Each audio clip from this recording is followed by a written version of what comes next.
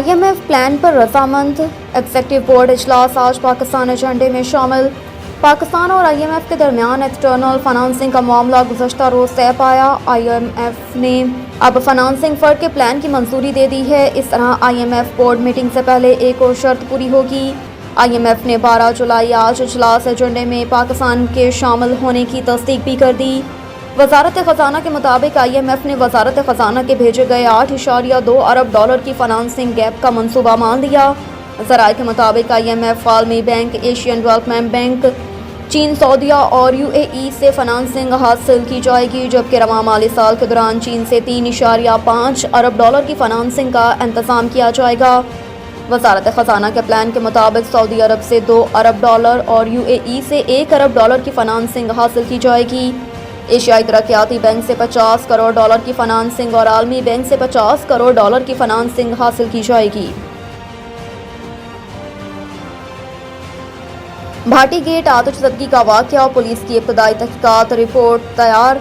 Police ज़राए ने बताया कि इब्तदाई रिपोर्ट के मुताबिक आग शॉर्ट सर्किट की वजह से लगी। तंग गलियों और रास्तों के बायस रेस्क्यू की टीमों को आग बुझाने में ताख़ीर हुई। आग लगने की इत्तला पुलिस को एमरजेंसी नंबर 15 पर नहीं दी गई। SHO भाई गेट खुद इत्तला पाकर अपनी टीम के हमरा मौके पर पहुंचे। पुलिस रिपोर्ट में बताया गया है कि वाक़े में जिंदा बचने वाला लड़का घर की छत पर मौजूद था। आग लगने के वक्त घर के तमाम अहले खाना सो रहे थे। वाक़े की कानूनी कार्रवाई की जा रही है। आग लगने की हतमी वजह फॉरेंसिक रिपोर्ट में सामने आएगी। लाशों का पोस्टमार्टम का अमल जारी। पुलिस का कहना है कि भाटी गेट नूर मोहल्ला में लगने वाली आग से 10 अफराद जाम हुए। वाक़े में 60 साला सायरा, 18 साला सानिया, 16 साला आदिल, 4 साला अंजल फातमा, 13 साला सेमाब और मानो जान की बाजी हार गए। मोतफियों में मालिक मकान की अहलिया, पोते पोतियां, बहू और बच्चे शामिल हैं।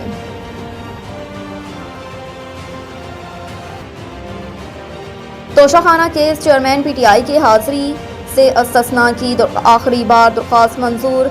एडिशनल सेशन जज हुमायूं दिलावर ने चेयरमैन PTI के खिलाफ तोशाखाना केस की समाअत की। दौरान समाअत शिकायत कुंदा district election commissioner Waqas Malik, election commission के वकील साद हसन और चेयरमैन PTI के वकील नियाज़ुल्लाह नियाज़ी कमरा अदालत में पेश हुए। वकील नियाज़ुल्लाह नियाज़ी ने अदालत को बताया कि इस्लामाबाद हाई कोर्ट में दरख्वास्त दायर की है। जज हुमायूं दिलावर ने इस्तफसार किया कि मुल्ज़िम किधर है। वकील नियाज़ुल्लाह नियाज़ी ने जवाब दिया कि चेयरमैन PTI की पहले हाजिरी से इस्तिस्ना की दरख्वास्त देंगे।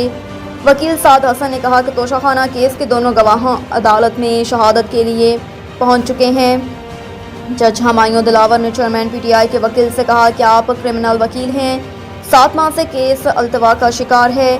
कभी ऐसा देखा है कि 7 माह से केस चल रहा हो और मुल्ज़िम सिर्फ एक बार अदालत में आया हो। इस मौके पर चेयरमैन PTI की जानिब से आज की हाजिरी से इस्तिस्ना की दरख्वास्त दायर कर दी गई।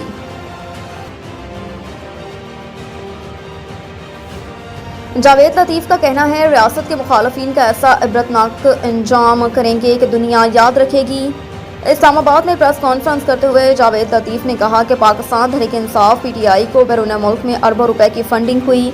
9 और 10 मई को PTI ने मुल्क दुश्मनी का खुला सबूत दिया। वो खेल खेला गया जो पाकिस्तान के मफादात के खिलाफ था। उन्होंने कहा कि इसराइल और भारत से इस शख्स को फंडिंग मुल्क को नुकसान पहुँचाने के लिए थी।